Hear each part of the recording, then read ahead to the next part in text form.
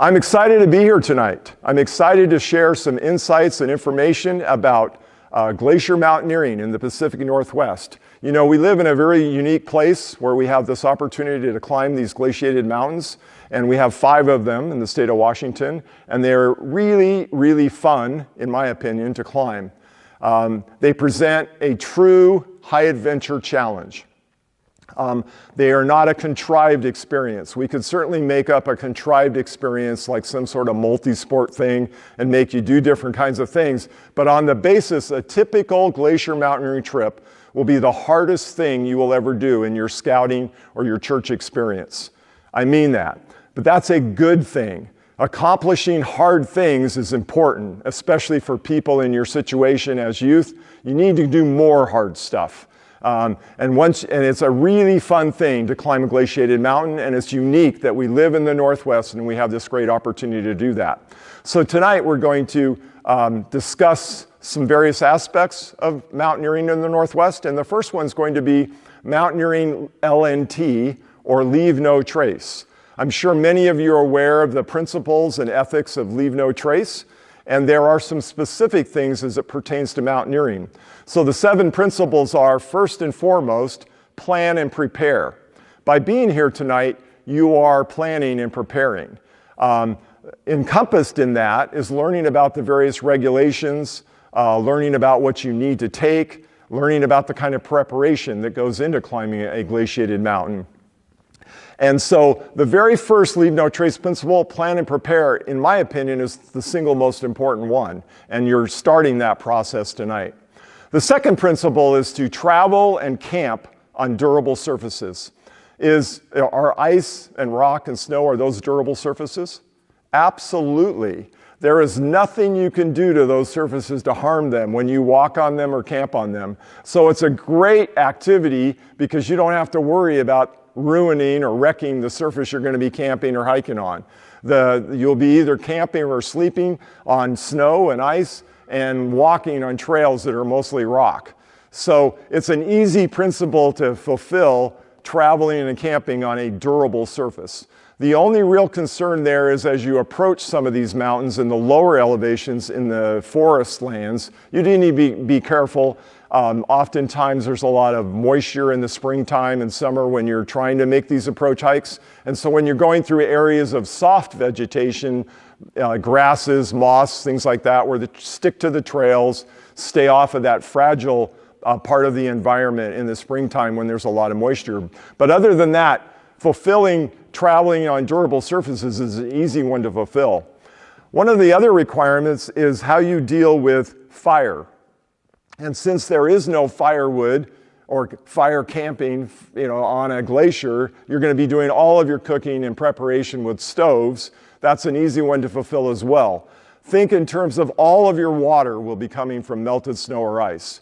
Occasionally, there's running water you can find up on a glacier, but the only time I ever got giardia, ever, was off of Mount Baker when I took water that was running water off of some rocks and got giardia and was confirmed with laboratory tests. So I'm pretty concerned. I typically now don't try to go to those types of water sources, particularly if they're in a populated camping area.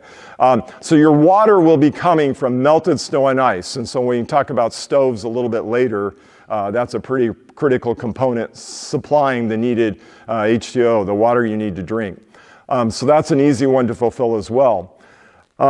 The fourth one is a little more different, is how you deal with waste, disposal of waste. And there's 2 types of waste we're talking about here. First is food scraps and trash.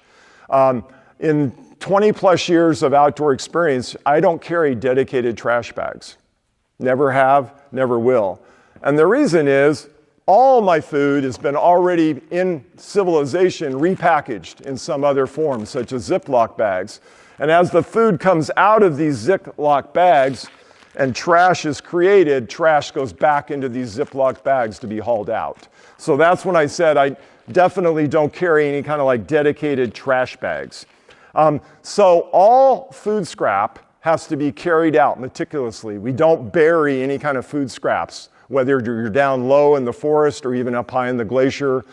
Decades ago, we used to do ethical practices like pouring stuff into crevasses. We haven't done that for 30 plus years. So you don't have any means of disposing of any sort of waste. You're going to carry it off the mountain. So repackage all your scraps, foods, and all that stuff. Also very important to plan your food meticulously so you don't end up with leftover food. That's a really important thing. So on your shakedown outings as you're planning, you don't want to have too much food because and then especially if you reconstitute a dehydrated meal and you now have a wet, gooey, dehydrated meal, that has to be carried out. There's no way of disposing of that unless you just have somebody on your trip that just eats anything and everything, and they'll be your human garbage disposal. So other than that, you need to plan your food pretty meticulously. Now the other one is going to surprise some of you. We haul out all human waste as well, all fecal matter, feces. And we do that in a system rangers refer to as blue bagging.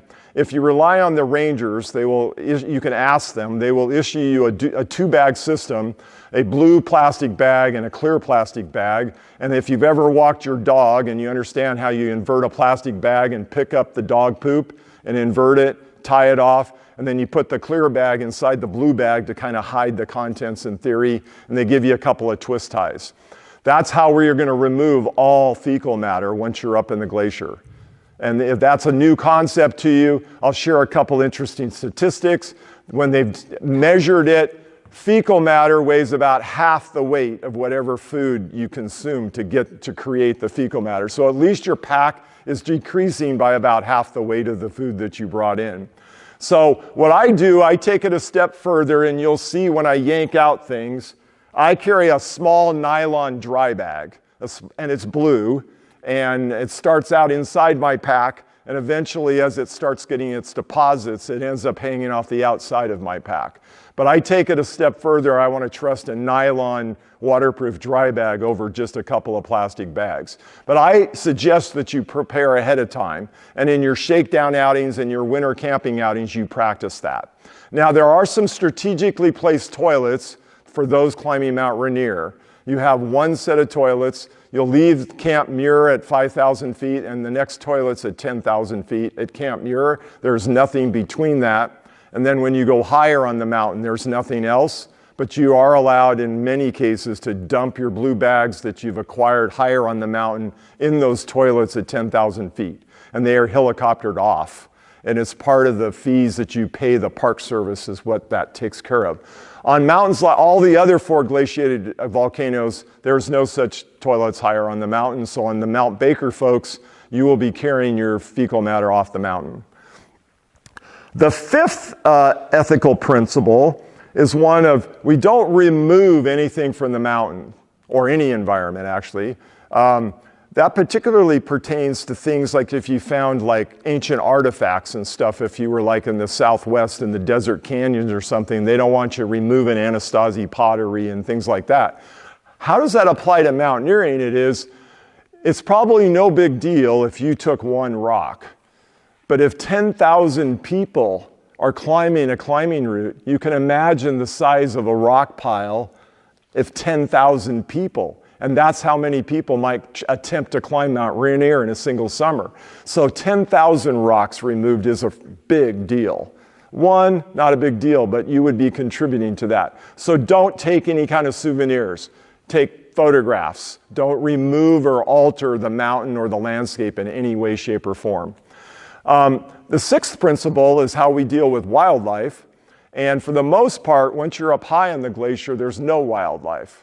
On the approach, well, there's bug life that's quite interesting. There's microbiotic life, but there's no typical mammal life other than you once you're up on a glacier. But during the approach, there are animals like marmots and other high alpine creatures. So just treat them with respect. Don't throw rocks at them. Don't, yell and scream at them. Give them their space. Give them their berth. Don't interfere with their ability to gather food, and also do not feed them. You're not doing any kind of wild creature a favor when you feed them, because they become habituated to humans, they rely on you for food, and if you're not around, then you've altered the way they gather food, which could be detrimental to their ultimate survival. So don't ever feed any creatures. and particularly marmots and other kinds of things. I will tell you that on Mount Baker at the base camp on the glacier, the very edge of the glacier, I have encountered mice. And when I was sleeping in a floorless pyramid-style shelter that didn't have a floor, in the middle of the night, the mice were running on the top of our sleeping bags and all over us, and it was pretty creepy until such time as we figured out that we hadn't buried our food, and so they could smell our food. And so we got up, middle of the night, dug a hole in the glacier, put our food down in there, covered it with snow, and then they just left because there was no more anything of any interest. So be respectful of wildlife and be concerned. I would protect your food. I've had a very exotic, expensive tent, rodent chewed through it that I had to repair because I'd left food inside of my tent. So I'd be careful. I tend to try to separate my food from my tent now and things of that nature. The last one is how we deal with other humans.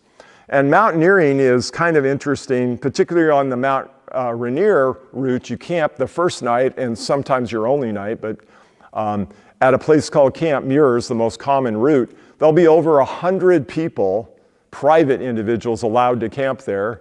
And there'll be another 40 to 60 or 80 more people who've paid for the privilege to be there. Those clients of guided companies will actually be sleeping typically in huts that are provided for them, or Quonset type car camping style tents that are provided. But all of these people might be crowded into a space about the size of this gym. So you need to be very respectful of other people, and you may be cramped literally next door to somebody else. And you need to understand the cycle with which people climb at, which means that people leaving for Camp Muir for the summit are going to be getting up at midnight or 1 in the morning or 11 at night to leave. And they'll be making noise. That's just part, but they'll try to be as quiet as possible. If, for example, you're not on the same cycle as them, you're going to be trying to sleep. So when you're on that cycle, you need to be as quiet as possible for other people who may be around you sleeping. It's quite a bit different experience than what you're used to, because there's only specific places where it's safe and good to camp. And so you just have to be respectful of others and strangers in terms of your vocalization. You can't act quite the same. You'll be on a different sort of time schedule than other people, and your leaders will inform you of that. So those are a quick overview on some leave no trace principles as it pertains to mountaineering.